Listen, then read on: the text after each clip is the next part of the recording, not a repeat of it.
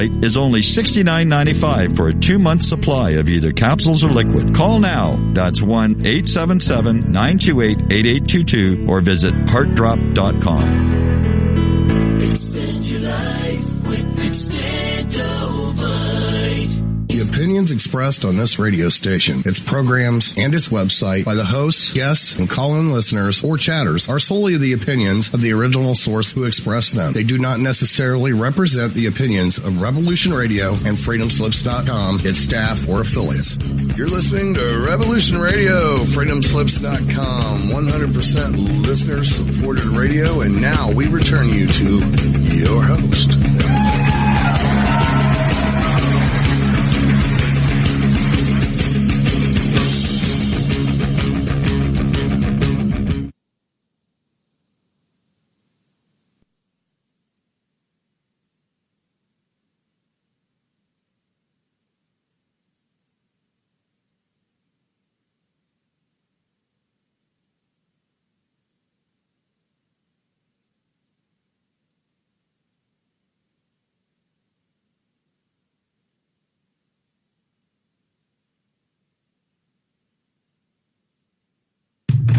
Thank you, Nighthawk. Welcome, everybody. This is Francis for another episode of Collision Course. Welcome to News from Outer Space, y'all. I'm having a great day. I hope you are too. It's 3 p.m. here in Cypress, Texas, 4 p.m. in New York City. Wherever you're at, you have your own time. It's 7/21, July 21st, 2019. 50 years after the return of the space mission to the moon. It's been a great anniversary week for the Apollo mission. I've been watching along, and hopefully you have too, gaining knowledge about the event and what it represents to the past and represents to our future.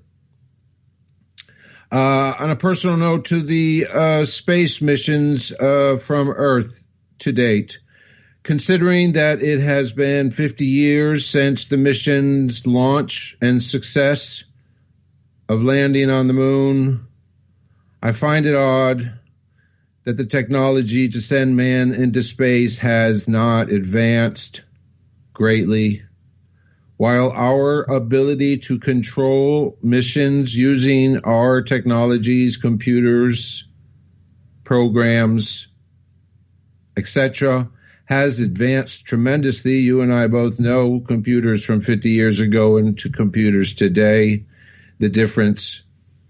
Yet, the technology to send man into space has not evolved very much. That's my opinion. But congratulations and happy anniversary. 50 years. Woo! Celebrations. And now on to other space news. First, let's hit the list. The list we always go to, the CNOS list, near-Earth objects passing close by Earth over the next few days or so. Top 10 list ranges in date from July 24th, 3 days from now, to September 3rd. There are 10 objects. A relatively quite quiet period. First thing I'll do is I'll go look for objects that were discovered in 2019. 1, 2. I can tell you right now that's probably the lowest that it's been in over 8 months, 7 months. Looking at the list, I would find 5 and 6 and 7 and 8 and maybe even 9 objects discovered within the past 2 weeks. But this week we have 2 2019 NT1 flying closest to Earth, 18.96 lunar distances. Divide that by 4. You've got 4 million miles, give or take. 2019 NN4 flies by July 29th. Its nominal distance is 6.61 lunar distances. So that's 1.3 million miles from Earth. One lunar distance, let's remember, and how I do it and calculate it is, well, let's say what it really is 238 on average, 238,000 miles on average, because it's not a perfect circle. But for calculations that I use when I'm doing measurements of how far away objects are going to be, I just round it up to 250 because you can make 1,000,000 miles real quick. Just 4 times 250, there's 1,000,000. And so when you have 6.61 lunar distances, we just go 4 equals 1,000,000, leaves 2 over. So 1.5, 1,750,000 miles. Quick calculation. And that one would be the closest one to fly by Earth out of these 10, out of that time range, July 24th, September 3rd. Closest one to fly by is 2019 NN4. Discovered within generally the last 2 weeks. Will fly by July 22nd at 1:22 UTC time.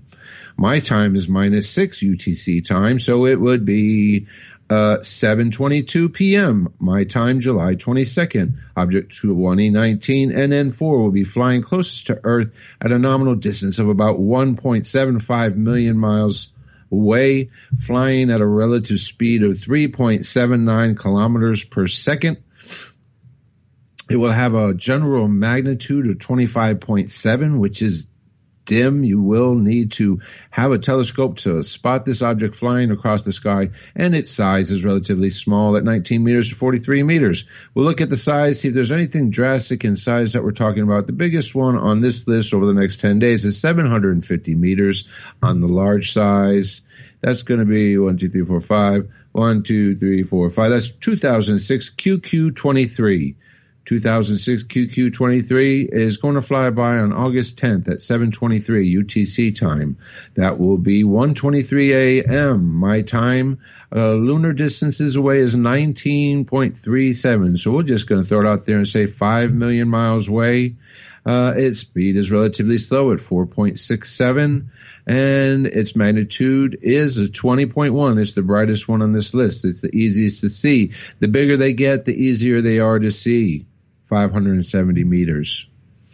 This could potentially be an object maybe we could go out and look for August 10th, before and after. And we'll look into that. 2006 QQ23. Let's look at the orbit. I'm going to click on the orbit just for my own visual on the approach and leaving of this object. It is below us. So that would be 2006 QQ23. It's going to be in a good position below us, below Earth, passing that distance away. Using a telescope below the equator, we might be able to get a shot of it. We won't be able to get a shot of this one from our cosmic obsession Kerrville because of its general location in the universe. All right, but I'm going to put that on a list. I'm going to keep an eye on that one. That rounds out the top 10. Only 2 items this go around this week were discovered in the last 2 weeks. That would be the lowest number in the last 6, 7, 8 months. I can't remember exactly when I started following. This is the 7th month. I know I didn't start following it until it was this year, so it must have been in February. So let's just go and shoot 6 months, 24 weeks. This is the lowest number, having only 2 objects discovered with a close approach. Again, that doesn't really signify how many objects are being discovered. It just happened to signify which ones have close approach. And over the last 6 months, the number has been greater than 2 out of 10, for sure. Okay. We're keeping an eye on the near-Earth objects. And you wonder why we do that. Because this show loves to focus on transient objects. My personal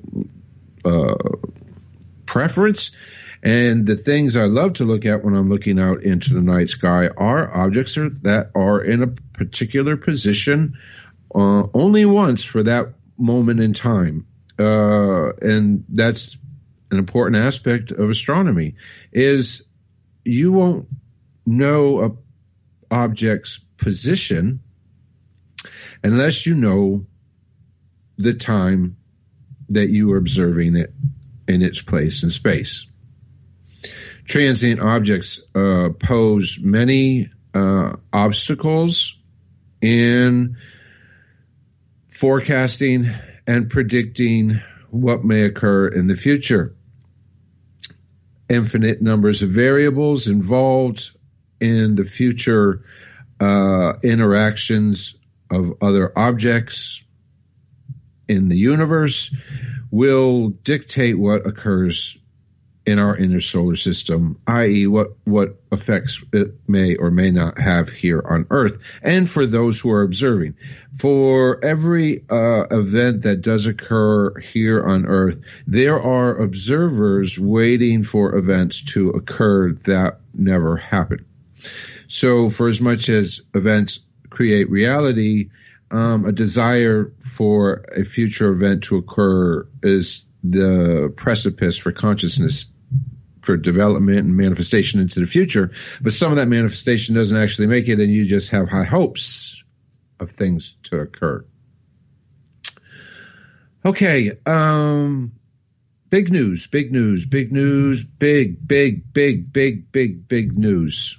If you haven't heard, and if you're not following Collision Course on Facebook, because you're not on Facebook, I can understand. But if you are on Facebook and you use it for some information, or you use it for whatever you use it for, search Collision Course 321, connect with the show Facebook page, and search for Cosmic Obsession Kerrville, connect and like with our observatory. Big news. The observatory is now the proud recipient of 2 new citizens on site. That's right. We have people on site of the observatory now 24/7, 365 days a year.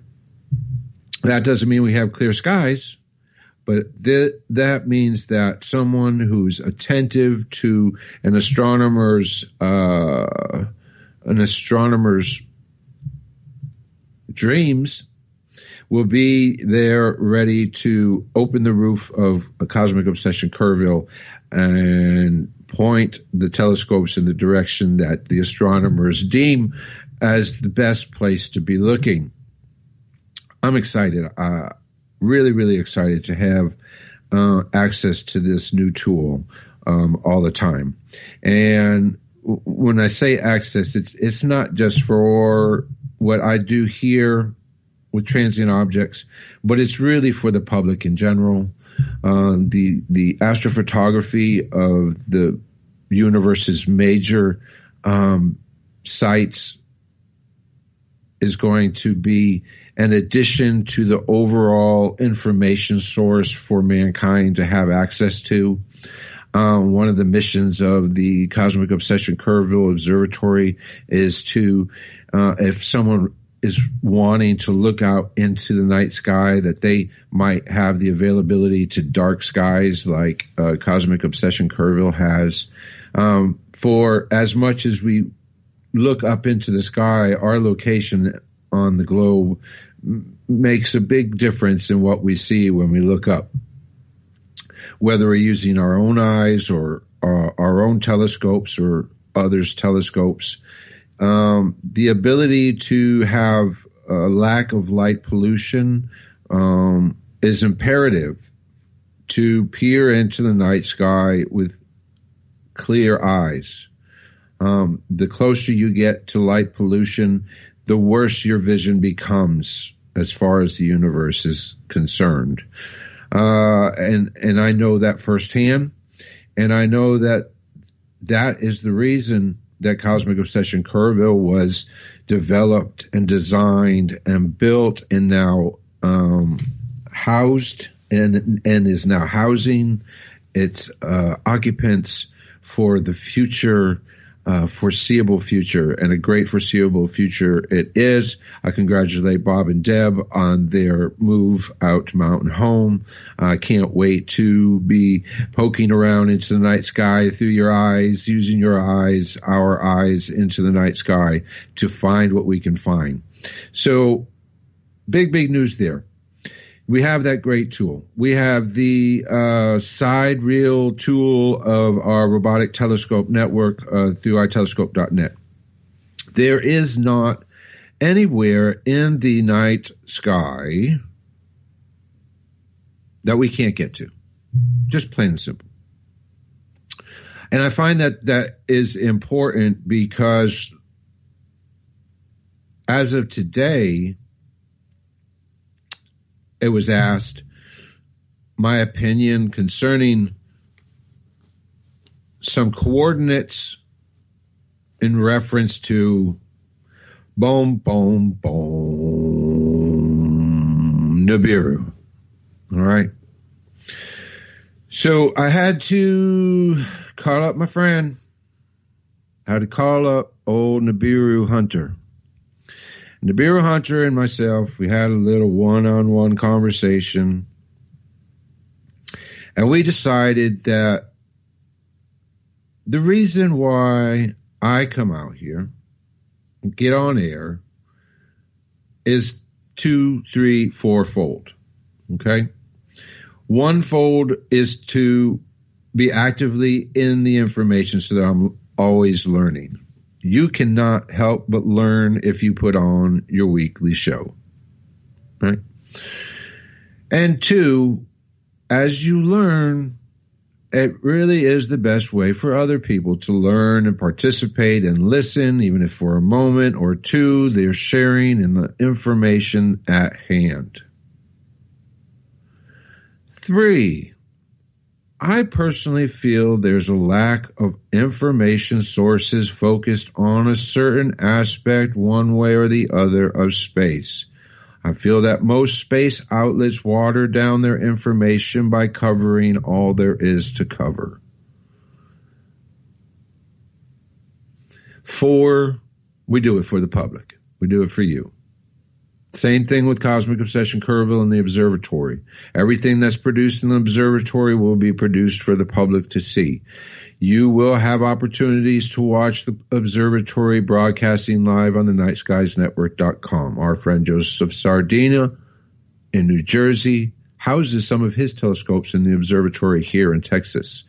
Very close network of friends: Chris Appleton, Norm Hughes, Joseph Sardina, Robert Fitzhenry, Debbie Fitzhenry, Francis Walsh, Rob, and Sean. The group gets bigger. And so with that, the information coming out should grow, be more interesting, and indeed solve some riddles. Because we love riddles, we love puzzles, we love games. It keeps us sharp. And what's been keeping many people awake at night for many, many, many years, can we say for many, many, many years and decades now, is this idea of Nibiru. I'm not going to try to even explain it. I'm going to say the name. I'm going to tell you that the name of it is Nibiru because it can't be anything else. Planet X can be intermixed with something else. There is a supposed Planet X, which is actually a giant planet so far undiscovered in our solar system, not an interloper. Nibiru is Nibiru. It's not Planet 9, which also is a supposed Earth-sized planet residing somewhere between Neptune and Pluto, not so far out as Planet X.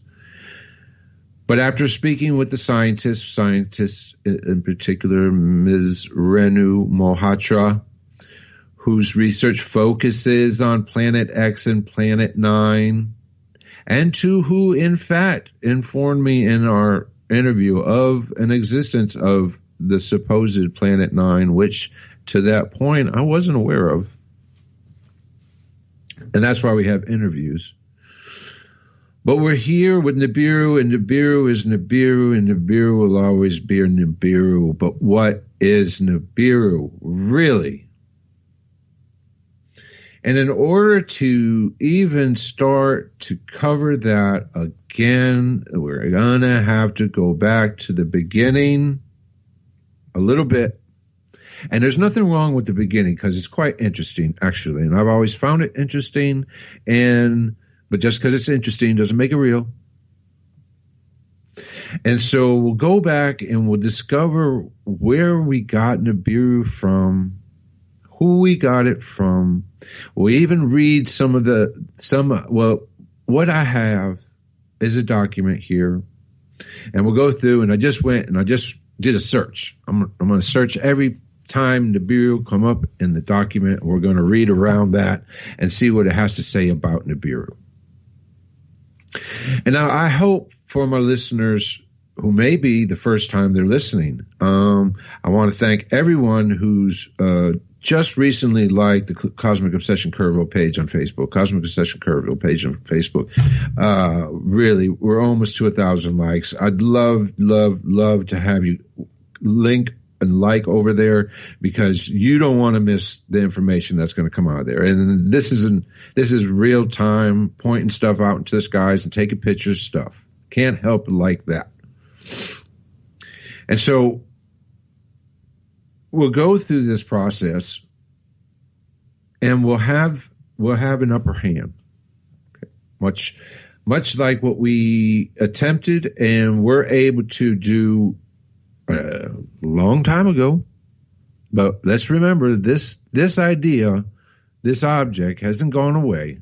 Just because 10 years, 9 years ago, 5 years ago, whatever many years ago, you were involved in suppressing or putting down the forecasts proposed by the presence of a planetesimal, and we'll have to discover exactly what it is. We'll start with a planetesimal called Nibiru, and what implications that has here on Earth. And see, it doesn't even have to be real to have implications down here on Earth. The way some people adapt to information and utilize it to drive their current and everyday life is, in fact, affected by the types of media that they consume. Nibiru is one of those topics that doesn't go away, because it is in itself somewhat foretold in biblical fashions.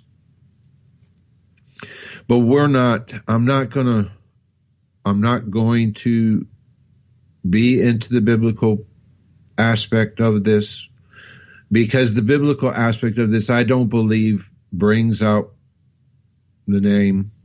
It may represent an object that is what could have a relationship to Nibiru, but I think for my own and your own sense of updatedness, we'll just start where we have to start, and we'll go from there. Okay, everybody, if you know Nibiru, you know Mr. Zacharias Stitchin. Zacharias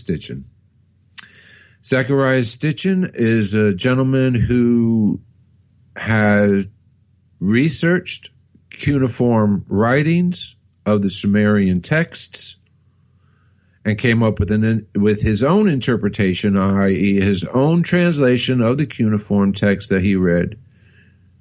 And he laid out in detail many historical texts with information that, if read by someone never before, would find it quite alarming indeed. There are many stories of objects, species, gods, deities, greater than man, personalities that tended to just be unbelievable. But I have this book, and we're going to go The Lost Book of Enki. And if you know Zacharias Stitchin, you've probably delved into The Lost Book of Enki. And I have not read the whole thing. I tried to read the whole thing, but I can't say that I have. But I found this way, and in this topic, I'm going to go through it in this format. I've got the Lost Book of Enki because I believe that Nibiru, in essence, begins from Zacharias Stitchin's interpretations and translations of the Sumerian texts. This Lost Book of Enki is memoirs and prophecies of an extraterrestrial god, the Lost Book of Enki, Zecharia Sitchin, author of the 12th Planet, Zecharia Sitchin. We'll read the introduction. Some 445,000 years ago, astronauts from another planet came to Earth in search of gold. Splashing down in one of Earth's seas, they waded ashore and established Eridu, home in the faraway. In the time the initial settlement expanded to a full-fledged mission, Earth with a mission control center, a spaceport, mining operations, and even a way station to Mars, short of manpower, the astronauts employed genetic engineering to fashion primitive workers, Homo sapiens. The deluge that catastrophically swept over the Earth required a fresh start. The astronauts became gods, granting mankind civilization, teaching it to worship. Then, about 4,000 years ago, all that had been achieved unraveled in a nuclear calamity, brought about by the visitors to Earth in the course of their own rivalries and wars. What had taken place on Earth, and especially the events since human history began, has been culled by Zecharia Sitchin in his The Earth Chronicles series from the Bible, clay tablets, ancient myths, and archaeological discoveries. But what had preceded the events on Earth, what had taken place on the astronauts' own planet Nibiru that caused the space journeys, the need for gold, the creation of man, what emotions, rivalries, beliefs, morals, or lack thereof motivated the principal players in the celestial and space sagas? What were the relationships that caused mounting tensions on Nibiru and on Earth? What tensions arose between old and young, between those who had come from Nibiru and those born on Earth? And to what extent was what had happened determined by destiny, a destiny whose record of past events holds the key to the future? Would it not be auspicious were one of the key players, an eyewitness and one who could distinguish between fate and destiny, to record for posterity the how and where and when and why of it all, the first things and perhaps the last things? But that is precisely what some of them did do. And foremost among them was the very leader who had commanded the first group of astronauts. Scholars and theologians alike now recognize that the biblical tales of creation, of Adam and Eve, the Garden of Eden, the Deluge, the Tower of Babel, were based on texts written down millennia earlier in Mesopotamia, especially by the Sumerians, and they, in turn, clearly stated that they obtained their knowledge of past events many from a time before civilizations began, even before mankind came to be, from the writings of the Anunnaki, those who from heaven to earth came, the gods of antiquity. As a result of a century and a half of archaeological discoveries in the ruins of the ancient civilizations, especially in the Near East, a great number of such early texts have been found. The finds have also revealed the extent of missing texts, so-called lost books, which are either mentioned in the discovered texts or are inferred from such texts, or that are known to have existed because they were cataloged in royal or Templar libraries.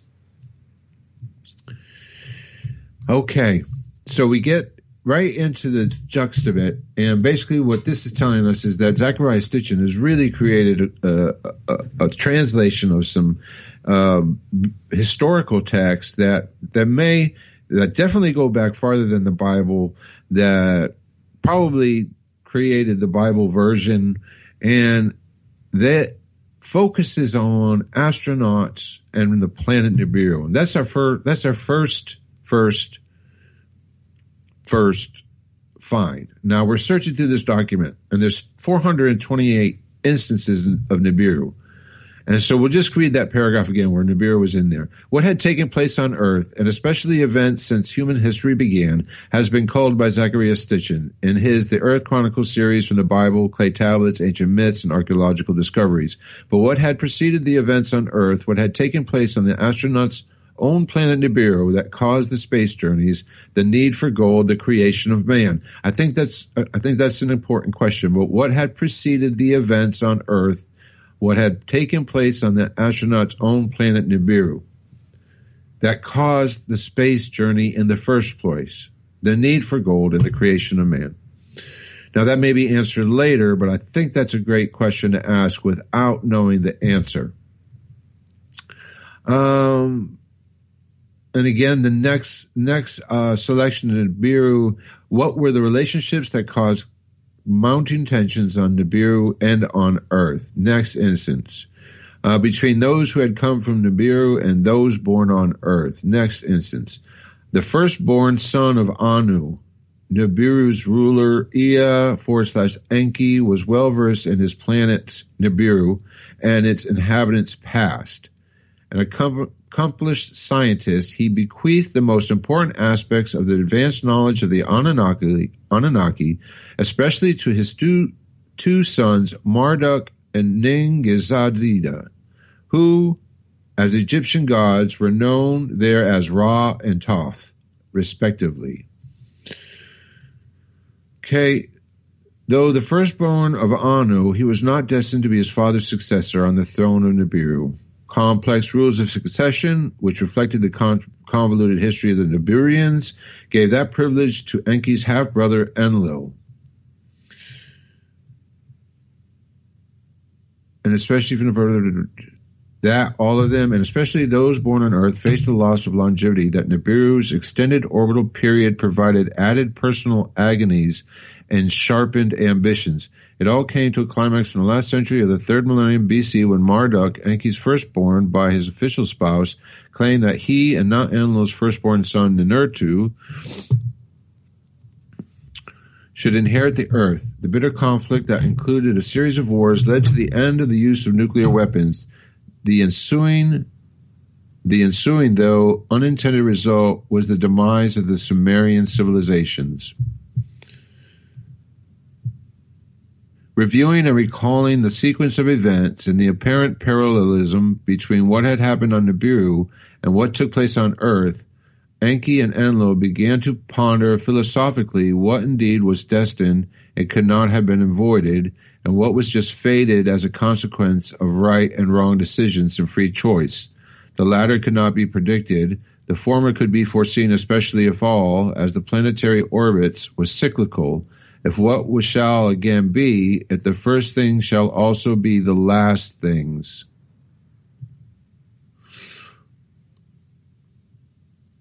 Synopsis of the first tablet. Lamentation over the desolation of Sumer, how the gods fled their cities as the nuclear clouds spread, the debates in the council of the gods, the fateful decision to unleash the weapons of terror, the origin of the gods and the awesome weapons on Nibiru, Nibiru's north-south wars, unification, and dynastic rules, Nibiru's place in the solar system, a dwindling atmosphere causes climate changes, efforts to obtain gold to shield the atmosphere fail. Alalu, a usurper, uses nuclear weapons to stir volcanic gases.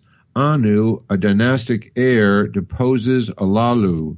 Alalu steals a spacecraft and escapes from Nibiru. The word of the Lord Enki, firstborn son of Anu, who reigns on Nibiru. With heavy spirit I utter lament that are bitter fill my heart.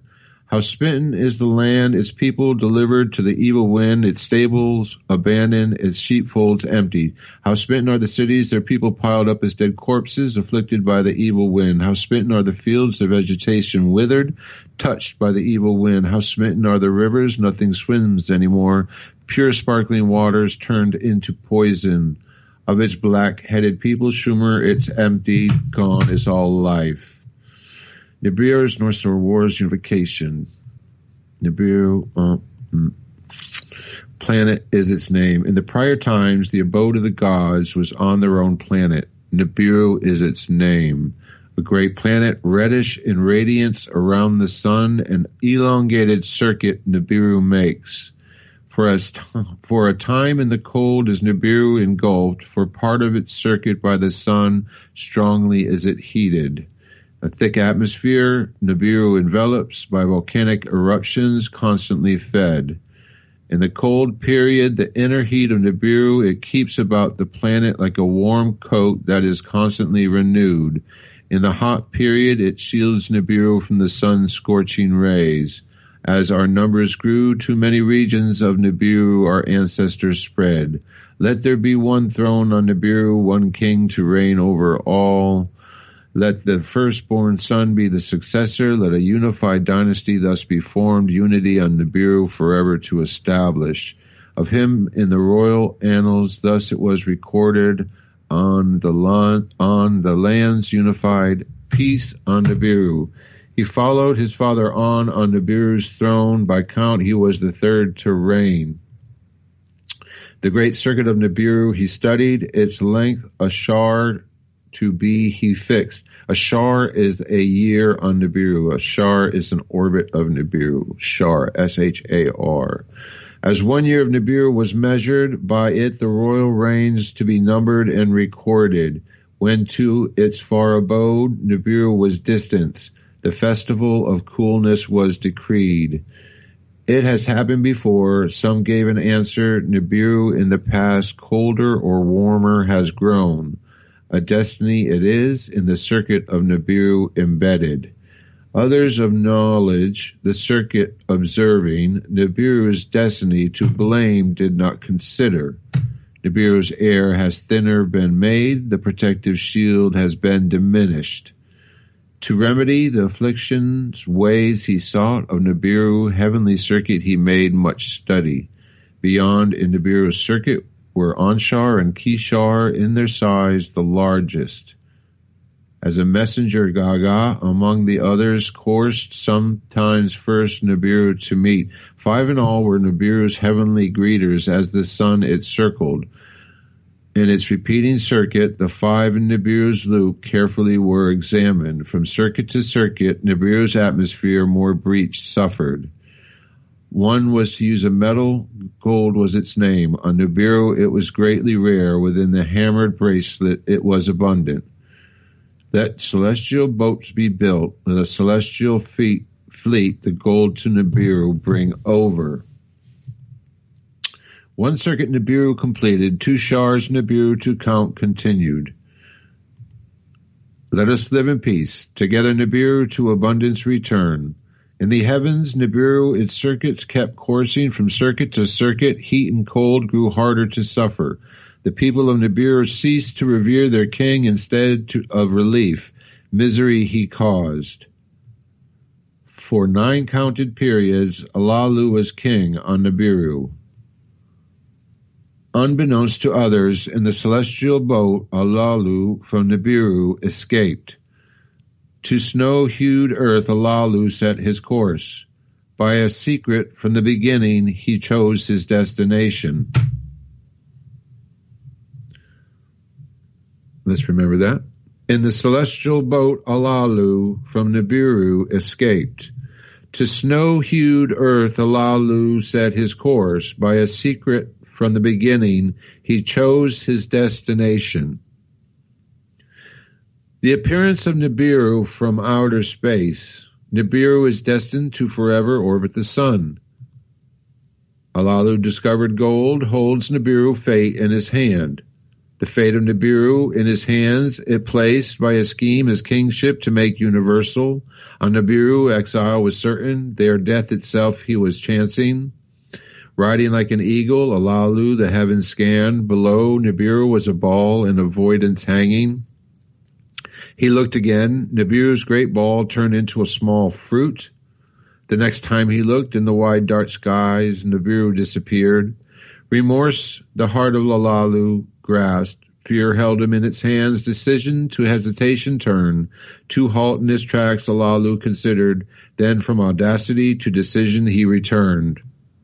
Nibiru's probing chariots, like preying lions, they devoured. Toward the planet, Alalu set his course to a destination most inviting. Smaller than Nibiru was its alluring ball. Weaker than Nibiru's was its attracting net.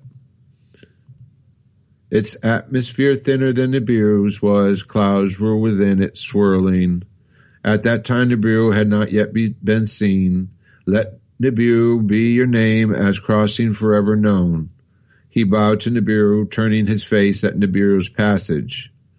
He spread his net for Nibiru. 4 servants he brought forth. His host by his side, the south wind, the north wind, the fast wind, the west wind. With joyful heart on to Anshar, his forebear, the arrival of Nibiru announced. Anshar, upon hearing Gaga, who was by his side as an emissary, sent forth words of wisdom to An, delivered a task to Nibiru to assign. Let Nibiru become our avenger. To the words Nibiru with wonder listened of the monster who would her children devour with fascination heart. To make Nibiru their avenger, they all agreed. To him an exalted fate decreed. And this is just 70 out of the 428 Nibiru mentions in the Lost Book of Enki. And if I can pick up anything out of those 70 instances of the Lost Book of Enki, what sticks out in my mind is Alalu decided to pick his butt up off of Nibiru and leave and head his butt here to Earth, to a most inviting, snowy location here on Earth. So let's step back. Who is Zecharia Sitchin, and what's he doing writing this kind of stuff anyways?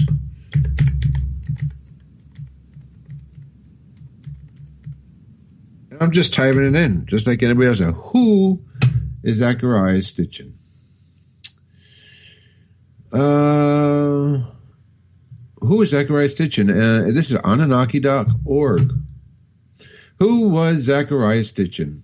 While you are learning about the Anunnaki, or in our case, Nibiru, the home of the Anunnaki, and for us to understand what Nibiru is and what we're looking for and what we're going to see when we point our telescopes out there, we have to understand what has been written down historically about what it is.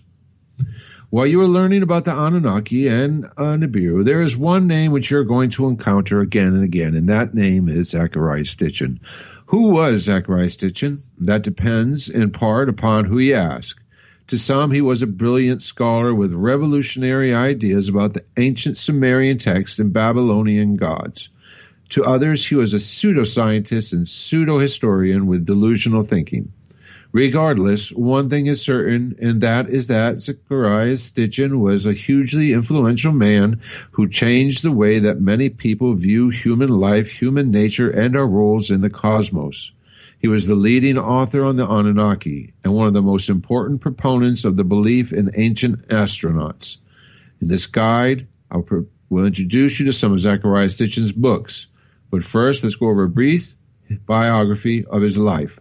Zecharia Sitchin was born on July 11th, 1920 in Azerbaijan, SSR. He grew up in mandatory Palestine. Having a chance to live in the Near East, he developed a passion for its history and languages. During that time, he picked up a great deal of Hebrew, as well as other European and Semitic languages. He later studied at the University of London, where he earned a degree in economic history.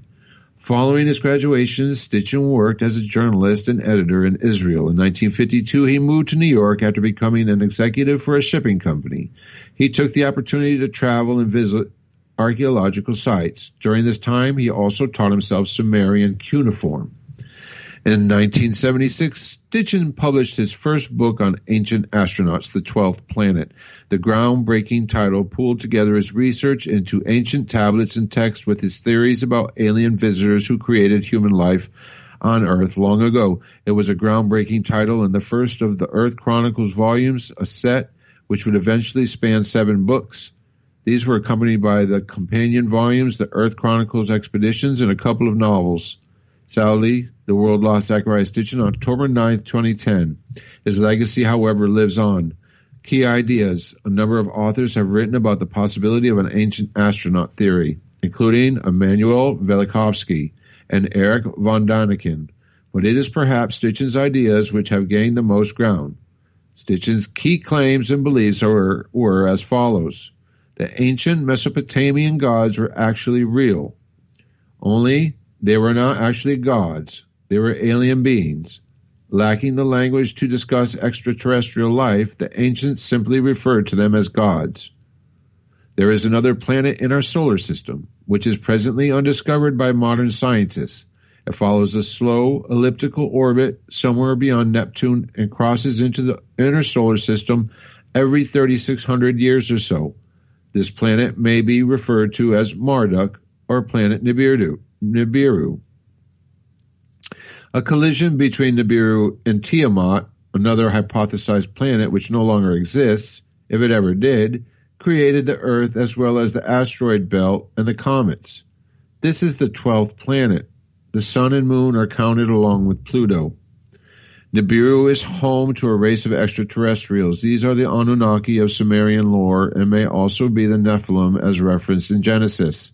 The Anunnaki visited Earth during the times of the ancient Sumerians, searching for gold to sustain their home world. They needed workers to help them mine it. For this purpose, they genetically engineered a slave race, humans. This corresponds with the Mesopotamian story involving Enki and Enlil. Human civilization was for a time overseen entirely by alien forces. Human kings were appointed, however, to serve as intermediaries. Eventually, however, conflict set in between the Anunnaki themselves. The evil wind written about in the Lament for is actually nuclear weapon fallout. The Great Flood, as discussed in Judeo-Christian and Mesopotamian lore, was actually caused by Nibiru the last time it came close to Earth. The next time Nibiru returns, it may again cause global devastation. This could take the form of natural disasters and or the return of our alien overlords. And with that little statement, bullet point, the next time Nibiru returns, it may again cause global devastation. This could take the form of natural disaster and or the return of our alien overlords. This is the main crux why this reporting is necessary. And it's the type of reporting that will have to be recurring constantly, because as we go from one time period to the next, we are just going to have to weave our way through the claim date and say that that's the date that these events are going to occur.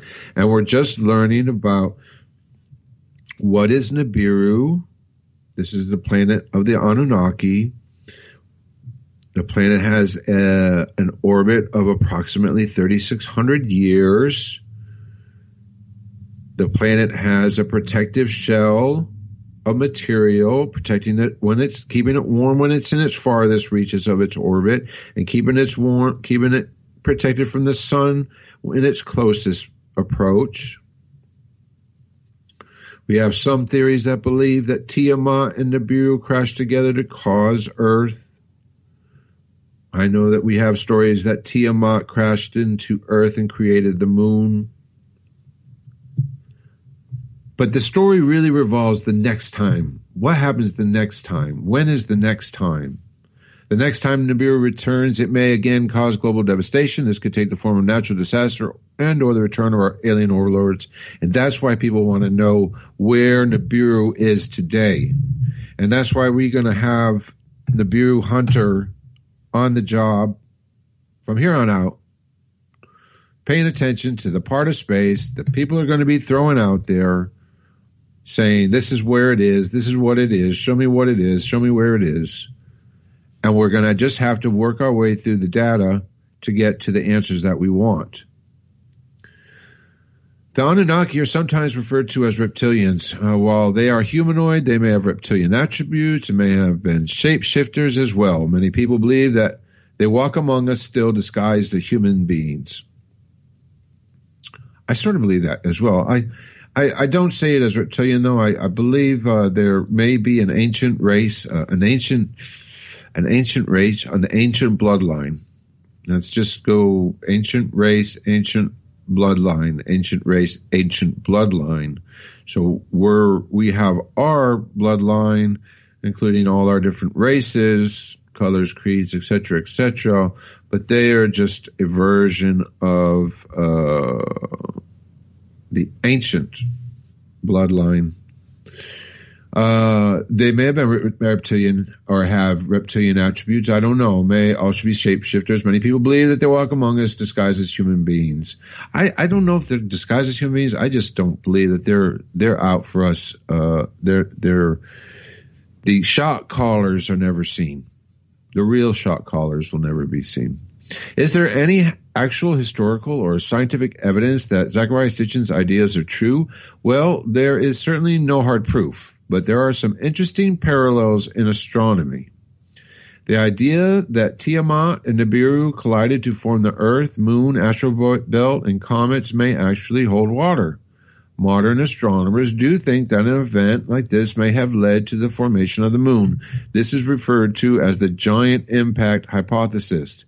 In 2016, researchers at the California Institute of Technology discovered compelling mathematical evidence for a ninth planet with a long orbit and a huge mass.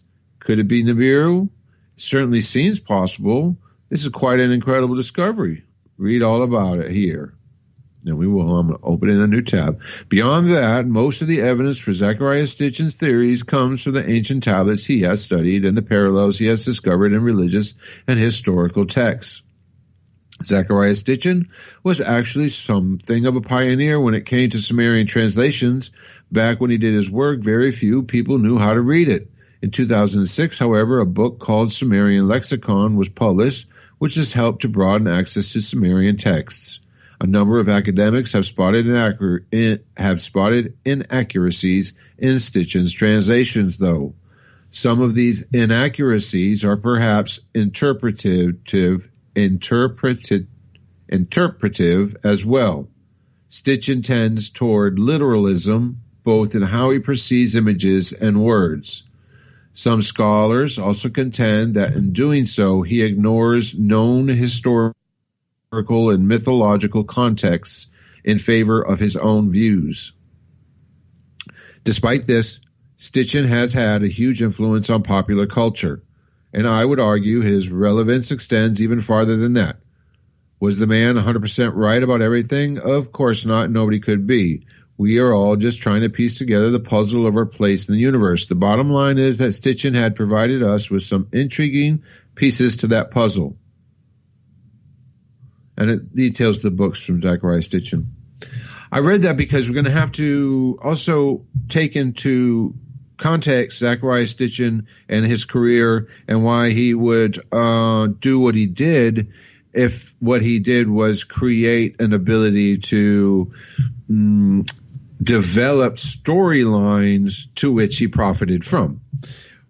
Just like in this information source here, we'll just go back through the very numerous and many books that were written post-Sumerian text translations.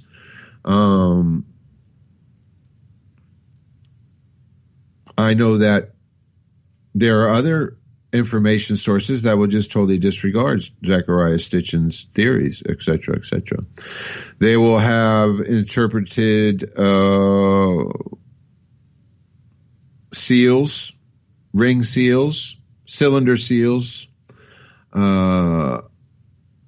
in ways that may or may not be correct, just like Zecharia Sitchin. So what we're going to do is do this. I'm not going to be the guy who says that I don't believe Zecharia Sitchin one bit, because what Zecharia Sitchin does give us is a starting point to a very interesting story that we here in the 21st century will weave our way through and try to incorporate into our present day now. The information Zecharia Sitchin interpreted, translated, developed as he was researching, younger man, gentleman, prior to his death, the time between then and now, and when we potentially could be interacting with Nibiru. The time scale, we don't know. We don't know yet. But we're going to begin to be able to organize these key points of interest in locating and detailing Nibiru in real time in the universe.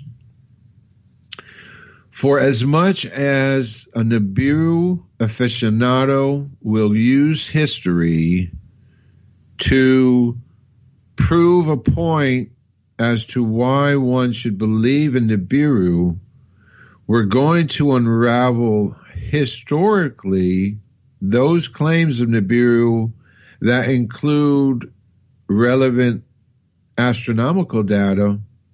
So we might find how many different places Nibiru has been in the past and what we might be able to expect from it in the future. Or can we expect something from it in the future? Because, i.e., there is no relevant, trustable data to be garnished from anywhere right now. And so you don't have really the answer to the question that some of you may having the question being why take this route? Why take this turn at this time?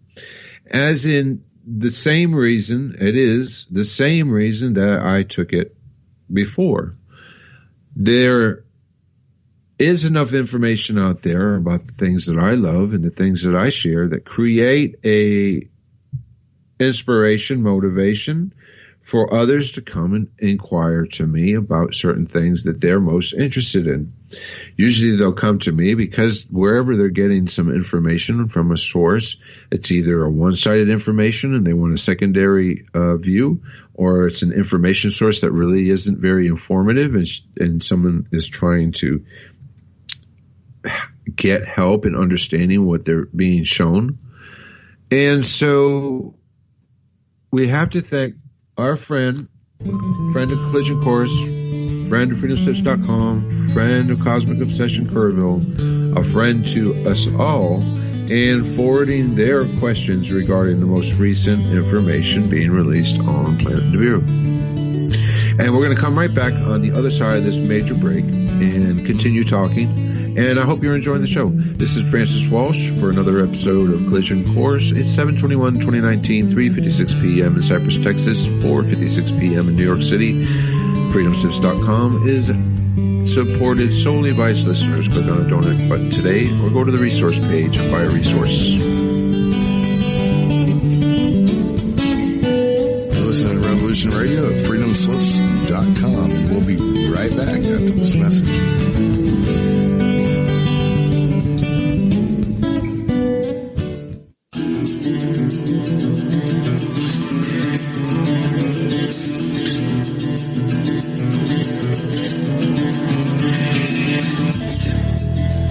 Travels to Earth through the rainbow crystal bubbles from the furthest reaches of space and time, across the dimensions, through the elements, and in harmony with the colors of the universe. Through her mastery of abstract stream of consciousness malapropisms, she weaves a web of comic, satiric, cosmic conversation. Her subjects can range from Norman, the goose next door, to astrology and earth changes, and into the deep recesses of the soul matrix. She holds a wealth of knowledge on herbs, plants, and astrology. Join Mona and her guests on Adventures of a Feral Hippie as she touches the earthly radio waves 5 days a week at 2 p.m. Monday to Friday on Studio B at Revolution Radio.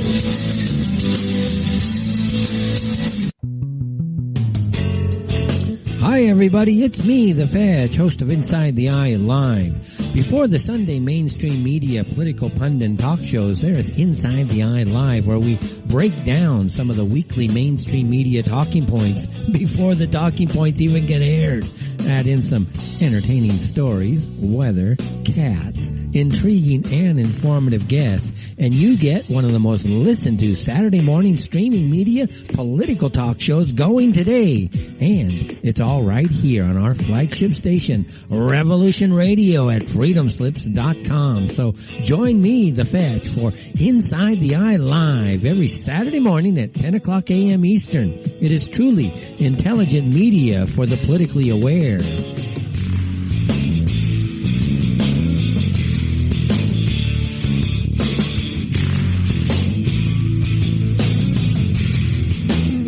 Who are we? Where do we come from? Are you curious about the origins of the human race?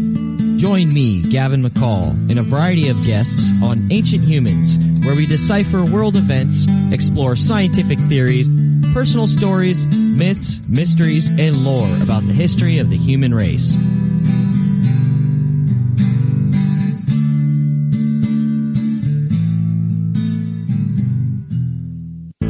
Extendivite really works. Just listen to what some people have to say.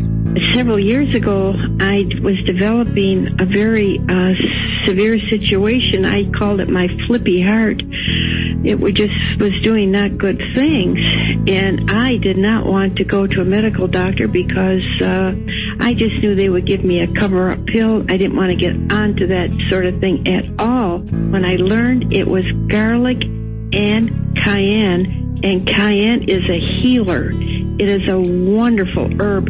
I said, I think I'm onto something here. I'll tell you, I wouldn't be without it. It did wonderful things for me. Extendivite is only $69.95 for a 2-month supply of either capsules or liquid. Call now. That's 1-877-928-8822 or visit heartdrop.com. Extend your life with Extendivite. The opinions expressed on this radio station, its programs, and its website by the hosts, guests, and call-in listeners or chatters are solely the opinions of the original source who expressed them. They do not necessarily represent the opinions of Revolution Radio and freedomslips.com, its staff, or affiliates. You're listening to Revolution Radio, freedomslips.com, 100% listener-supported radio, and now we return you to your host.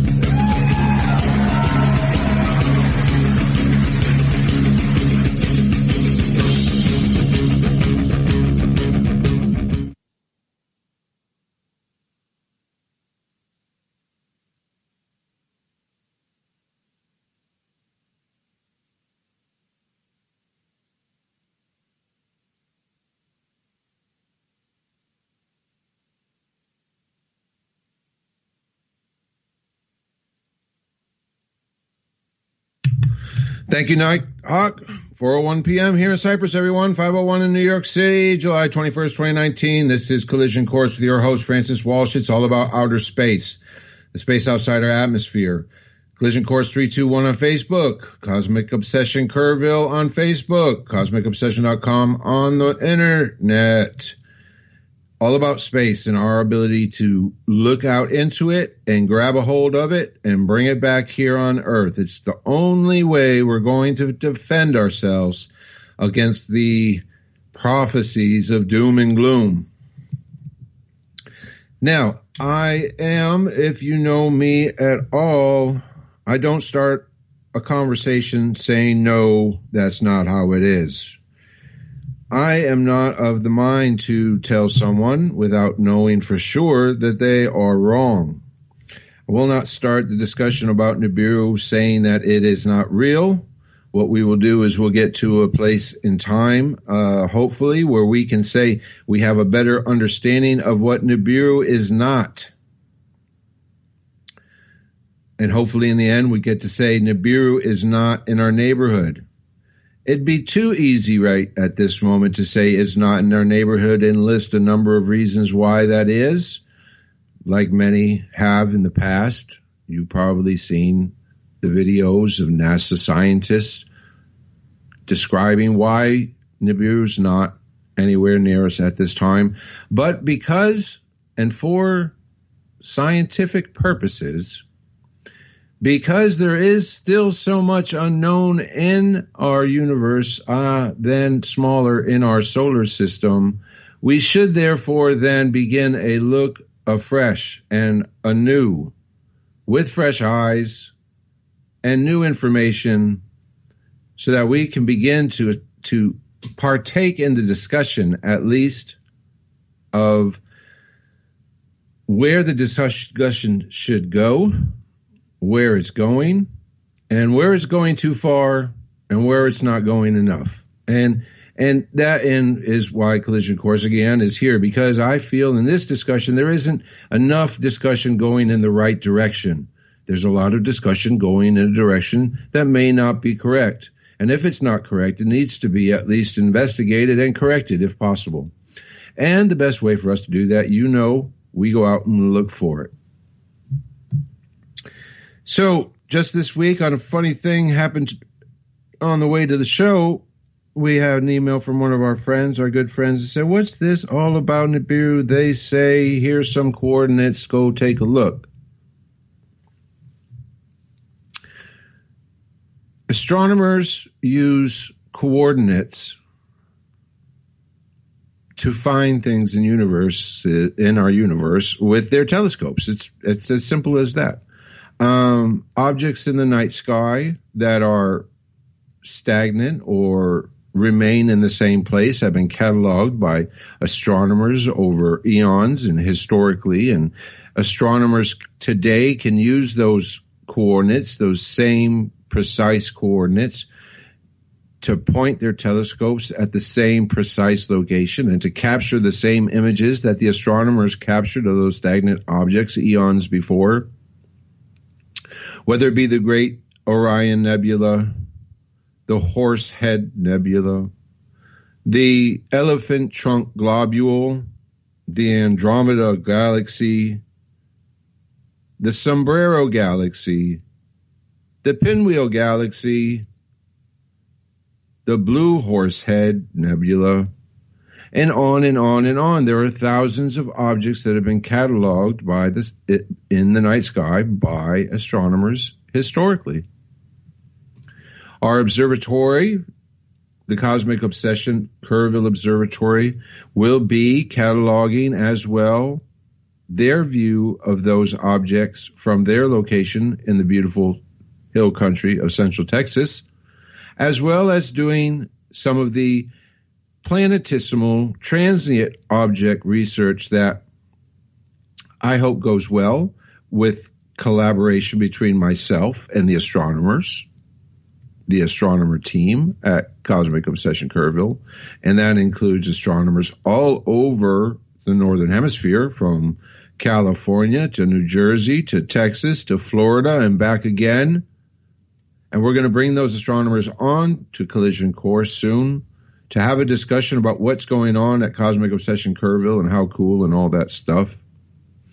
But we're going to use those resources to bring to you probably the most comprehensive view of outer space that's possible by someone whose operating procedures are much like mine. And in this case now, pointing our focus on Nibiru, we have so far this. We have so far Nibiru is a planet of ancient astronauts as detailed by Zecharia Sitchin. Many historical texts written by the Sumerians were translated by Zecharia Sitchin. Unfortunately, Zecharia Sitchin's translations have been in debate, heated debate, and in many cases debunked by some. But at the same time, for as many had tried to and succeeded in debunking him, many will forever believe his translations versions. And so if we have a large segment of the population who believes in Nibiru and the potential for the ancient astronaut from Nibiru, we are therefore then inspired to look for it. Some inspiration is so inspired that the creation of content surrounding Nibiru prophecies, and current Nibiru statuses are created by content creators who believe or don't believe what they're writing. The content that we produce is, as much as possible, totally believable by us because it is all that it can be, and that is what we see and what is the bottom line in those observations. Don't take a bunch of time in laying out and creating documentation as to what Nibiru is supposed to be as described. More, what I'm going to do is take this point in time and move it into the future to where Nibiru's activity is focused real time now.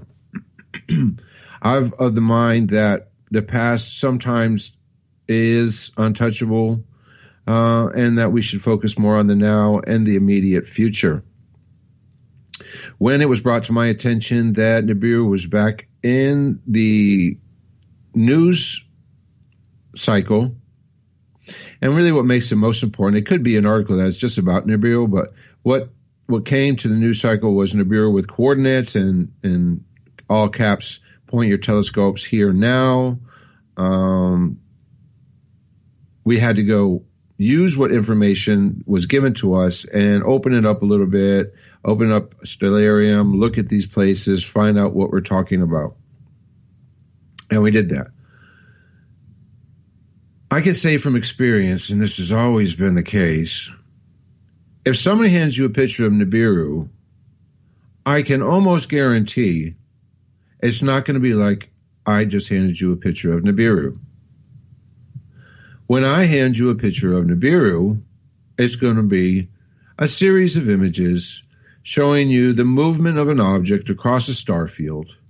And each image will have a determination of time and date the image was taken. And it will also be capable of being plate solved or uploaded into a website called nova.astrometry.net. And that site will take your image of the night sky and plate solve it. And basically what plate solve it is match it up to the part of space that it matches up to. It creates another file which you can use in a software called DOS image software. And you can, with your cursor, move it around that image and it will relate to you the exact coordinates of where the cursor is pointed to. So if I ever come to you with a picture of Nibiru, I'm going to come to you with a series of pictures watching Nibiru move across the star field, and I'm going to have exact coordinates, and I'm going to have exact time, and I'm going to have an exact date.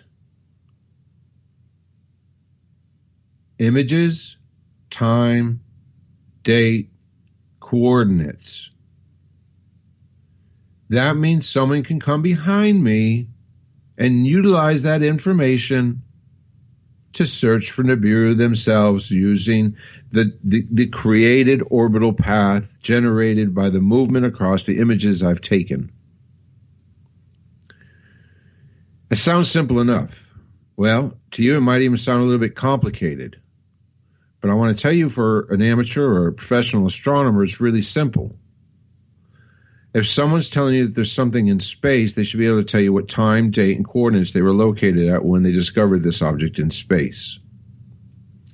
But what has happened, let's just go ahead and say it. Well, I'm going to be the 1%. 99% of the time, and the only reason why I don't say 100% of the time is because I'm out there putting information out. And there's some other guys. So let's go. 97% of the time, these hot links, hot ads, hot content, Nibiru content, pictures of content, even if they come off with what appears to be an astronomical software program, comes without all the relevant information. What are you doing showing me a picture of some coordinates and not giving me the date and the time? I immediately go to what are you trying to hide now? And why are you telling me I should go there if you can't tell me really where to go? Now, you may follow that up with this other image, and that has some other coordinates, and I can go look at those coordinates, and you can say, no, I need you to point your telescope to this right now on July 21st. This is where it's located.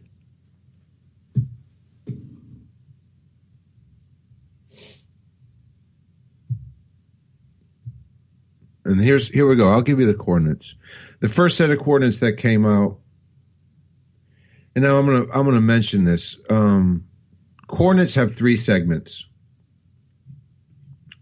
right ascension and declination, J2000 or not. Now, you don't necessarily have to always get the three segments in, but I'm just going to say that it's normally a number, a colon, a number. Sometimes it has a decimal, and then a colon, and then another number. So that gives us three breaks: a number, colon, number, colon, number. And that's R and D for both. For declination, number, colon, number, colon, number. So this picture that they show up here, they only got the first two. So I can go number, number, 000. And we'll just use the 000 as the variance. And then they did the same thing for the declination too. Number, 0. And so the first set of coordinates was 20, RA 20, 2.554. And then it'd be 0, though there's supposed to be a number there. We'll just put 0. And then the declination is minus 20, 27.427, 0. There should be a number there, but it's 0. And then the next set of coordinates, which they said you need to point your telescopes here today, July 21st, 2019. Those coordinates go like this: 19, 39.505, 0. Wow, there should be a number there. And then the declination is minus 45, 55.787, 0. Though there should be a number there. And it's important. It's important because those last set of numbers, if you know all your coordinates and you have all the numbers, then you can go right to the spot that they're talking about. But so I didn't really have a date and a time to go by. They told us to point the telescopes to the secondary location on today, so we'll just go ahead and just use the secondary numbers as the numbers that are supposed to be for today, and we'll use the numbers from the first post as numbers from yesterday. And when you compare those two locations, you have a dramatic travel. You have a dramatic distance traveled from one day to the next. It's dramatic enough for me in my first observance, knowing about how fast objects move and what we're talking about in the scope of things, in the size and realm of things. Much too much distance had traveled according to what the software does. And just like a map, if you're saying a map and they got the little mile marked out as a distance, an inch or 2 inches or whatever. Well, I had me a real five good inches. I could tell you how many arc minutes and how many arc hours it was, but it was for what I'm trying to interpret, and from what my first interpretations are as to what this object is, the distance that was being foretold in these coordinates doesn't kick up. But I know this is going to happen. We're going to get more coordinates. The coordinates came from a Facebook profile that isn't rich on outer space content. Now, a lot of this information that you start hearing things about Nibiru, you're going to start recognizing that the people who are talking about Nibiru tend to have a lot of information about Nibiru. So these initial links came from a profile that didn't have a lot of outer space news. It went and was shared onto a Planet X Nibiru Facebook page. And then it was kicked over and tagged to me by one of my friends. And said, Francis, what do you think about this? And I went and looked. I went on Stellarium. I measured the distance from one day to the next. If it was the one day to the next, I don't know, because they didn't even give us really good time, date, or actually coordinates. They did say or at least in one of the astronomical software images, because they did use an astronomical software type image, it said the constellation Telescopium. The constellation Telescopium can and only be viewed at this time from below the equator, preferably from Siding Springs Observatory in Australia. You get a perfect view, almost straight up. But these locations aren't really in the Telescopium. They're more, as the crow flies south and lower in the night sky than the Telescopium. The Telescopium's higher up.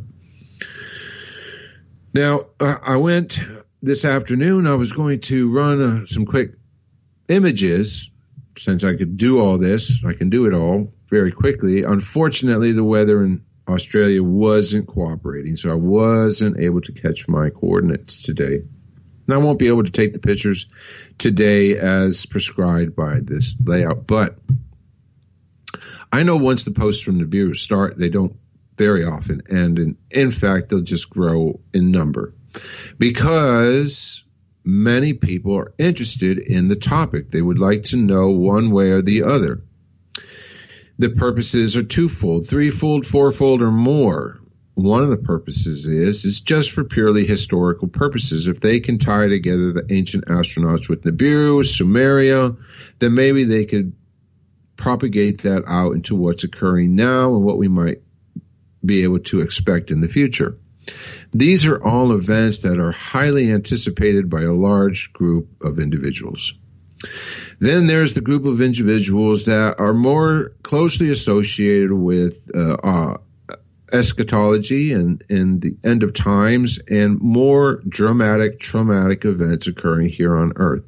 There are those folks who are desperately and earnestly seeking out information to keep them well informed of any potential problems that may happen here on Earth from a natural or unnatural event, a terrestrial or an extraterrestrial event. Extraterrestrial can also be asteroids and planets. Extraterrestrial is just anything that's not from Earth. And so you have another large segment of the population dealing with Nibiru on a purely cataclysmic avenue of thinking. And then you have some of the Nibiru fans who are there waiting for Nibiru to be shot down once more. Because how could there be such a thing in our inner solar system without somebody knowing already? And that's the simplest of all questions to ask if you're even diving into this type of topic anyways. As you're going to start with your reality of, let me look around and see what's here. And then ask the question, how can it be here if everything around me seems to be normal, is acting normal, or acting in accordance to the process and progress of time? People tend to forget that time has a progress. Time has an arrow. We don't affect time as much as time affects us. Entropy is an aspect of time where our day, and it's basically the second law of thermodynamics, entropy, is that today's state of entropy, which is today's state of chaos, or how far we are away from the single object, the non-chaos, to the two object, the three object, the four object, and more. We're talking about just everyday lives. Entropy from today to tomorrow grows exponentially. It's the only way we can have tomorrow is having a today with less entropy than tomorrow, and the only way we can have tomorrow's tomorrow is to have tomorrow have more entropy than today. And so these folks are in a combined state of entropy, waiting for the increase of it, i.e., an increase of information and proof thereof, or a decrease of entropy, and the fact that we're able to take some of the chaotic information that we're getting from the internet and other sources and bring it more into a form that we can put in a place and move on. Much like we did with Comet Olenin, which many didn't think was Nibiru in the first place, is we took something that was real and being described as something else and brought it back. We reduced the entropy and said, no, that is what it is, what it is. It's a comet and nothing more than that. And in today's topic, what I feel we're not going to have is we're not going to have an object to look at. So the ability for me to obtain proper coordinates through this process is going to be important, or if nothing more, to maintain the coordinates that we're giving at one time is going to be very important, which I am. I'm going to be tracking, tracing, and keeping track of all the coordinates that come up through the next phase of this Nibiru search, the hunt for Nibiru.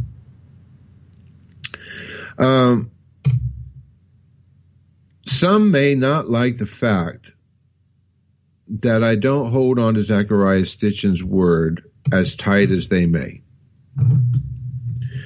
I believe in the potential of ancient astronauts more than I believe in the potential of Nibiru. I believe that there is less proof of Nibiru than there is of ancient astronauts. I believe that ancient astronauts could be wrapped up into a story about their own planet simply and easily. So I don't want to give Zechariah Stitchin his 100% pat on the back. I believe that what he did leave us with is a problem. He left us with a problem. He gave us an object called Nibiru, and time has made it so we don't have an opportunity to discover whether it's real or not at this time. What we will do, though, is use those who are proponents of it and proponents of the possibility that is current and real to us today and work our way through that and come to a discovery that, unfortunately for most of you, I'll tell you right now that the discovery will probably be not as satisfying as you might like. When I go out looking for Nibiru, and we're talking about times and distances of solar system objects and the placement of an object such as Nibiru, I recognize the lack of physics going on in the universe if their expectation of what's going on with Nibiru is true.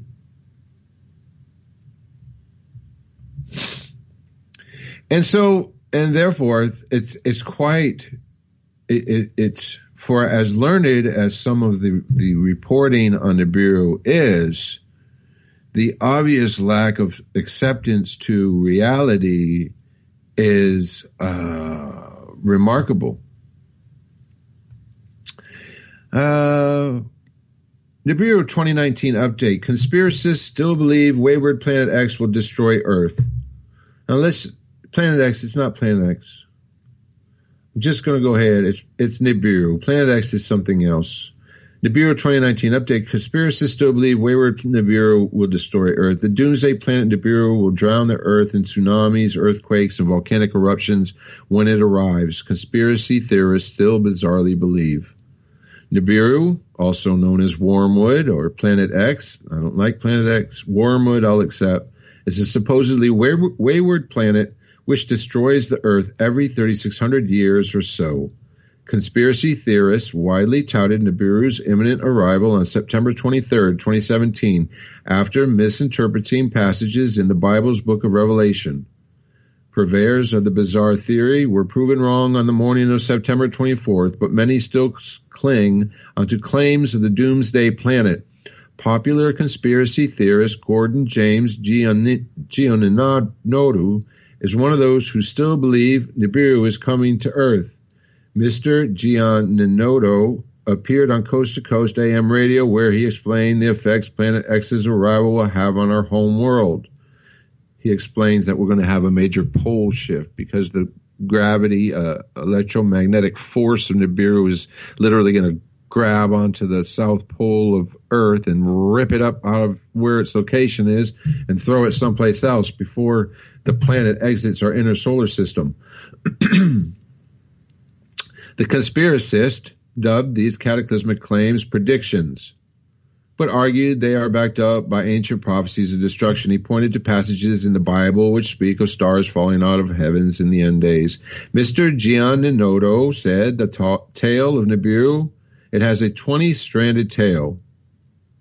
So as it comes through space, it was a globe, it was a planet, and on either side a tail, stretching out with moons and rocks and volcanic dust and iron oxide and hydrocarbons. And did you all just hear all that stuff? Mr. Gianninoto just said that the tail of Nibiru has 20 strands. So when it comes through space, it was a globe, a planet, and on either side a tail stretching out with moons and rocks and volcanic dust and iron oxide and hydrocarbons. That's a lot of stuff, kind of hard to hide. It's a volcanic planet with huge rifts, and it ejects stuff into the atmosphere, and it goes into the tail. There's moons in there, and they swirl around in a very tight little circle. And so these rocks that are coming are going to be worse, and you're going to see more and more and more of them. And then you're going to see, after Planet X goes by, there are going to be 700-foot tidal waves going around the world, and they will subside, and every day the ocean will get 6 inches deeper. Then, for up to 3 days after Nibiru passes the Earth, there will be a rain of space rocks like nobody's ever seen. But is there any scientific evidence to support that Nibiru or any other wayward planet is barreling through space right now? Not according to NASA. NASA's Dr. David Morrison spent quite a long time on a video describing how Planet X, Nibiru, could not be in our inner solar system due to the effects of its magnetic pull and gravitational pull on the other planets, perturbing them. Firstly, if there was a planet heading into the inner solar system that was going to come close to Earth, it would already be inside the orbit of Mars. It would be bright. It would be easily visible to the naked eye. If it was up there, it would be easy to see it, and all of us could see it. And that basically simple as that. But we don't want to see it with our naked eye. We want to be able to know where it is before it gets here. And if these reporters about it have the information they're going to report on it, then we're going to have to be working toward a solution about it. All right. Going back to Collision Course on Facebook. Just got a message from Bob over at Cosmic Obsession Kerrville. 4:20, a couple of minutes ago. See what question he's got. Wanted to say hi and thank you to Michael P. Richard, Jessica Mills, Stone Clark, Julie Comenda, Aaron Thorne, Crystal Shulu, PK Prakash, Richard J. Junkemeyer. Thank you so much for interacting with us on Collision Course on Facebook. That's Collision Course 321, where we share links and pictures and a lot of other things about Collision Course and whatever else is going on. Just recently took my last photo in front of Cosmic Obsession Tomball. Like we spoke about earlier, Bob and Deb Fitzhenry have made their way out to the new observatory in Central Texas, the beautiful hill country of Central Texas, to inhabit Cosmic Obsession Kerrville. We're going to have great things coming there. But if you were sharing and liking Collision Course 321, you would have saw a picture of me in front of Cosmic Obsession Tomball. Last call, on to bigger and better things. Thank you, Bob and Deb, for the most awesome time building Cosmic Obsession Tomball. I hope an astronomer moves in. Now, did I tell you about Cosmic Obsession Kerrville? It's amazing and has the best people working on amazing things.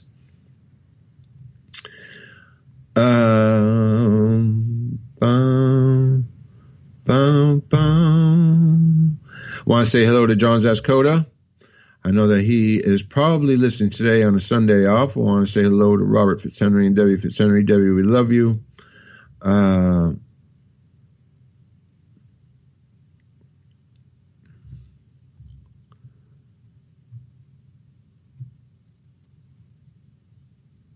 Okay, Bob just asked me a question. Trying to get my feet back on the ground. Can you expound on the particulars for the observatory code images? What objects, how many frames, what format, etc.? That's a good question. We're going to get off of Nibiru just for a second here, because I'm going to tell you, now that we have someone out at Cosmic Obsession Kerrville, we need to do some work to obtain an MPC. That's a Minor Planet Center observatory code. When you get to begin to take pictures of planetesimals and asteroids as they fly by Earth and through the universe, in order to share that data with the organization Minor Planet Center, you go through a series of setting up of your observatory so that the observations that you make there can be easily correlated and corrected to insert for orbital diagrams. So again, trying to get my feet on the ground. Can you expound on the particulars for the observatory code? Images, what objects? Okay. Hi, Bob. As far as the images go, we would want to take a series of about 10 to 20 images at about 60 to 90 seconds, depending on the object's magnitude, that is brightness. So the first question, what objects? How about as far as images go, we would want to take a series of about 10 to 20 images at about 60 to 90 seconds, depending on the object's magnitude. A luminance or clear filter, and then we can pick the object. I have picked out Ceres as of right now as an easy target. We could do once a week imaging runs to gather the information to get a corrected orbital path. Getting information on the orbital path is what we are trying to do.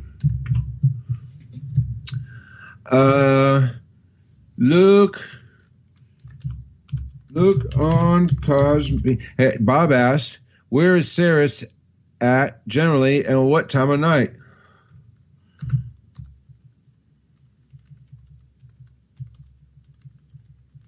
Look on Cosmic Obsession Kerrville. There are 3 images there.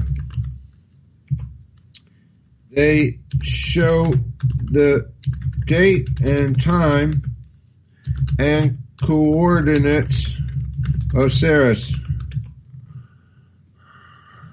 They show the date and time and coordinates of Ceres for today. Oh no.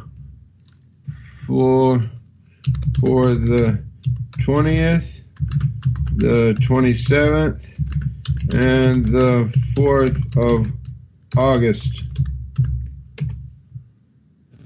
And I'm going to go over there. I wish y'all could follow me over to Cosmic Obsession Kerrville right now, because we're doing this real time. We are working amongst ourselves, Bob and I, to begin the work of getting the MPC, the Minor Planet Center Observatory code for Cosmic Obsession Kerrville. I have on a Cosmic Obsession Kerrville 3 images, and it says, the content says, one of the things we can do is research and discover known and unknown planetesimals. Stay tuned in for all new and exciting projects. So these images show Ceres's location 720, so that was last night. And then 727, and then 84. So I'm going to go back to Bob, though. I'll go back to Bob and tell him fixed point in the images. I'm going to tell Bob. He asked, are we looking for object going through a fixed point on the images, or do you usually track on the object for each of the 10 to 20 frames? No. The image is static. The object moves. So you would take the coordinate and just shoot the images at it. I can get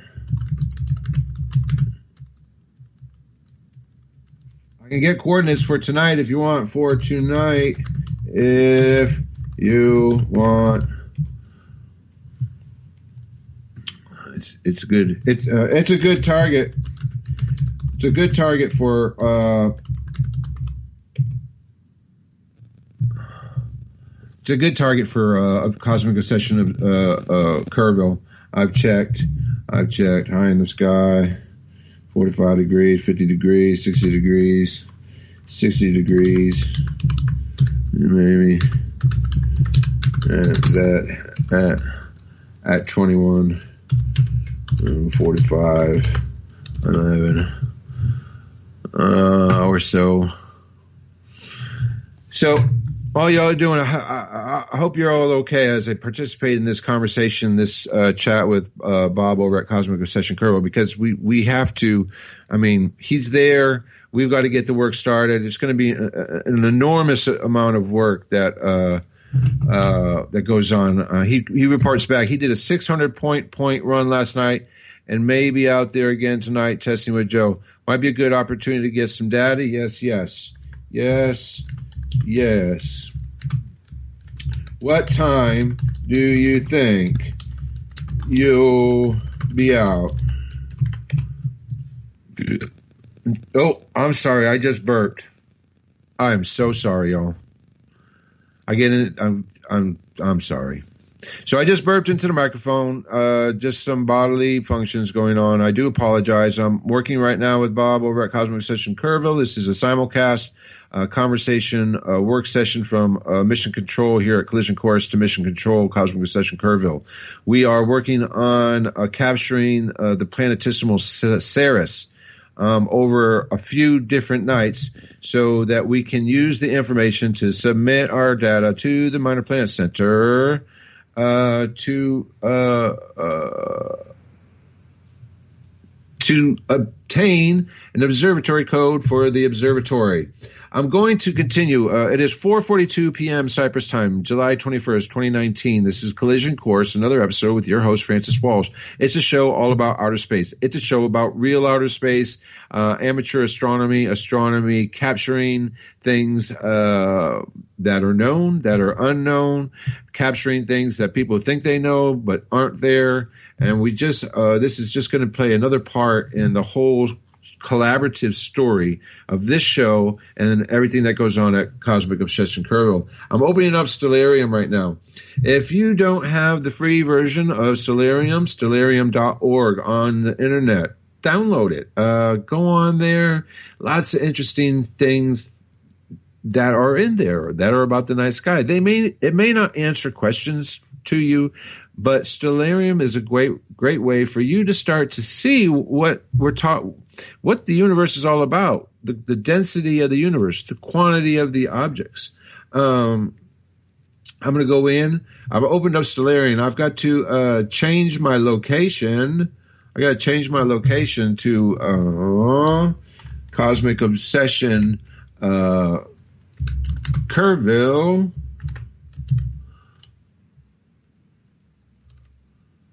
And once I do that,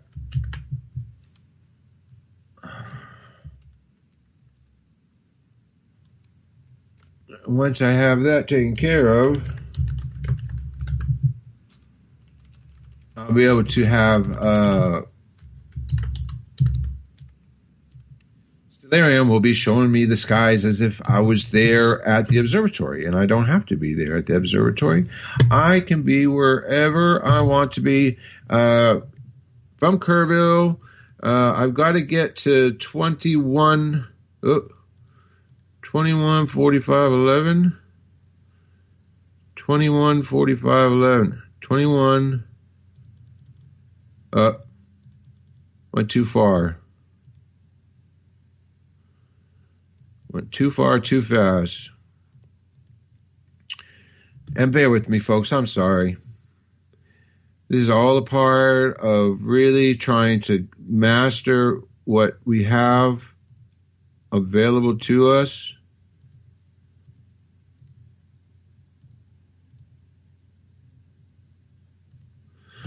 Okay.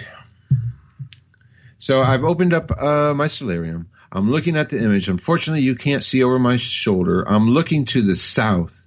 Generally speaking, I can see the stars. I can see the planet Saturn. I can see the planet Jupiter. I can see the stars Antares and Spica represented here. I'm going to now search for, in the bar, Ceres, and hit the search. And there it is.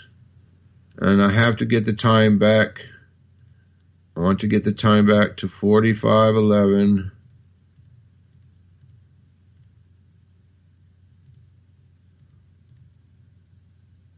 To 14, 13, 12, 11, stop.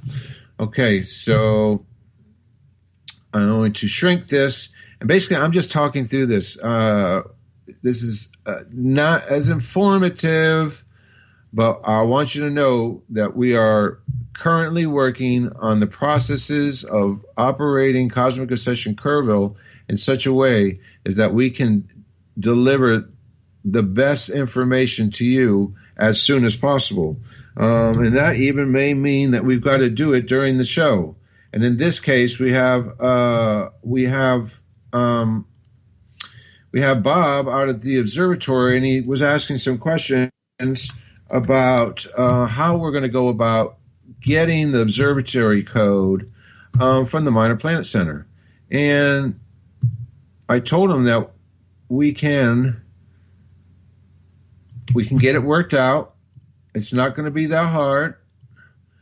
And that if we just stick to our guns and make ourselves available when the time comes, i.e., Francis, let's get some information and see if we can move this forward, then we definitely will. And that's basically what I'm doing.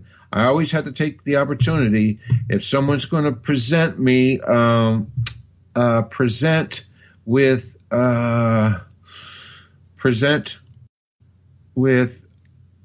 opportunity to take pictures, I need to jump on it. 7/21/2019, and so if I can just PC pictures, okay. If it's as simple as going out and taking a screen grab and adding it to there, then I'm definitely going to do that. I need to add another picture. Oh, maybe not. Maybe that's not how I'm going to do it. That's not how I'm going to do it. Okay, I was going to add another picture, but I'm just going to comment a new image. Comment in a new image. And that would be right there. I just yes. So let me add on to the conversation, y'all.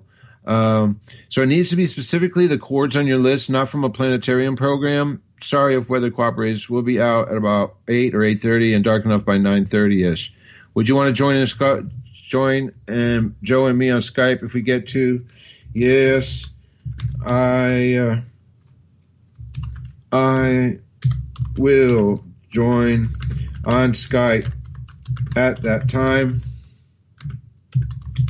And for everybody who's listening, we're going to bring the astronomers. We're going to have another amateur astronomer night in America on Collision Course coming up here very soon.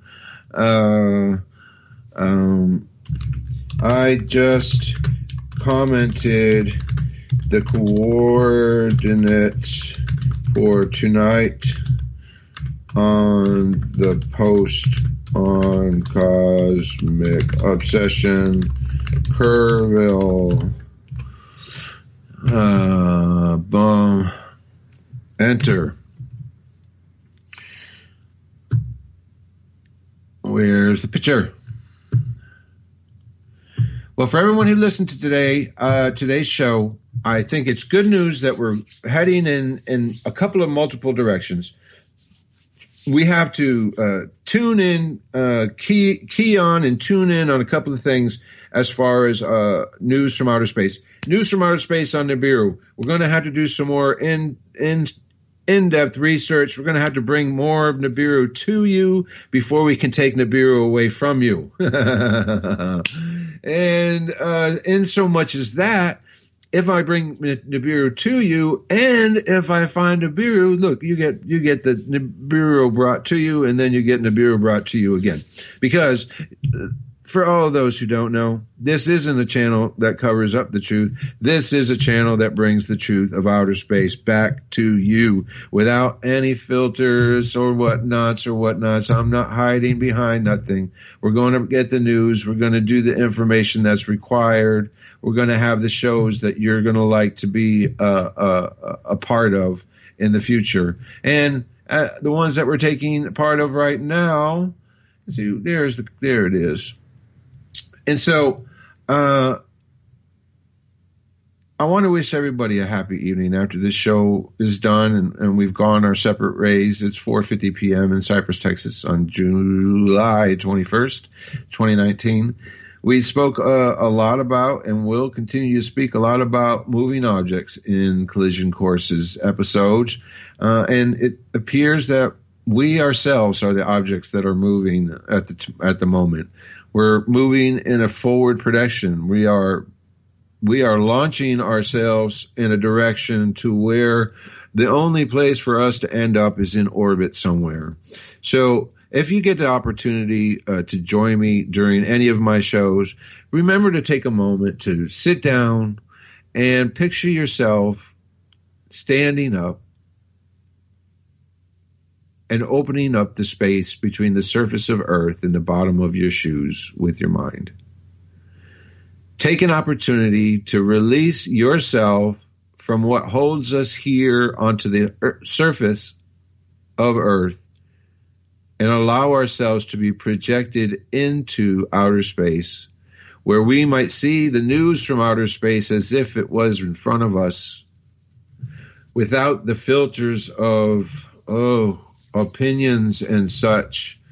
Just the pure, simple fact of observation with a pure heart and intention should be enough to give you a good feeling about outer space, without all the hubbubaloo of what the things that we may not understand about physics and et cetera, et cetera. We do understand the laws of physics enough to know that what we see is real, what we feel is real, what we think can either progress us forward, hold us back, or keep us into our now. We're taking part in our own future by coming here on freedomslips.com every Sunday from 4 to 6 p.m. Studio B channel to hear Collision Course from 4 to 6 p.m. Eastern Time in New York City. We want to thank freedomslips.com, Nighthawk, all the listeners, all the hosts who come here, produce their own fresh, free speech content for listeners to come and enjoy and learn and open up their consciousness to the possibilities that haven't been reported on before. This is the place to come for outer space. We focus on a certain number of things each week. This week we have the opening up of Cosmic Obsession Kerrville full time. We have a new report of Nibiru, relatively close to the inner solar system. We have the work that we're going to be doing, taking pictures of the planetesimal Ceres in order to gain a minor planet center observatory code for Cosmic Obsession Kerrville. Collision Course 321 on Facebook page. Cosmic Obsession Kerrville on Facebook page. Cosmic Obsession Kerrville almost got 1,000 likes. Please join over there. Get us to 1,000 likes and see where we're going this year. All right, so I dropped in the link to the coordinates for Ceres for tonight. We'll see. I'll jump on Skype with Bob and Joe, see if we can't get an initial series of images, because we're going to take a few days series of images, a series of a few days, or even over some weeks. We'll take pictures of Ceres, 10 or 20 images tonight. We may take 10 or 20 next week, and then 10, 20 the week after that. And what happens? You run all the pictures together, those locations, and you're able to coordinate, develop, triangulate, organize the orbital path. And then we'll move from things that are known like Ceres to discoveries that are unknown as we do our sky surveys from Cosmic Obsession Kerrville and our sky surveys from the Siding Springs Observatory in Australia. Bob's writing back right now. Tonight we've made a plan to Skype with Joe and him to work out how we're going to take these images. Bob had some questions about how to take the images of a moving object. Should we track the object? Should we hold the telescope static as the object moves across the field? We will be holding the telescope static. We'll position and point to a specific area where Ceres is going to be located, and then shoot the image over and over and over again. And over time, Ceres will be what moves, and everything else is what will be static. And then we'll get the astrometry from nova.astrometry.net. We'll come back and get the coordinates from the image SDO, and then we'll go to the Minor Planet Center. It's going to take us probably about 3 months or so because there's still some things I have to learn. And then Bob just wrote back, he'll let me know if weather cooperates. If you want to, this is a good time. If you wanted to know what the weather was like over Cosmic Obsession Kerrville, we'll just go to the internet and type Cosmic Obsession. Click enter. Cosmic Obsession Observatory Kerrville. You click on the home page, or you click on the link and it takes you right to the home page. Everything on the home page here drops down. And telemetry is the first tab. Click on telemetry and it drops down. It shows you the intended visuals for tonight. When it's dark blue, that's pretty good skies.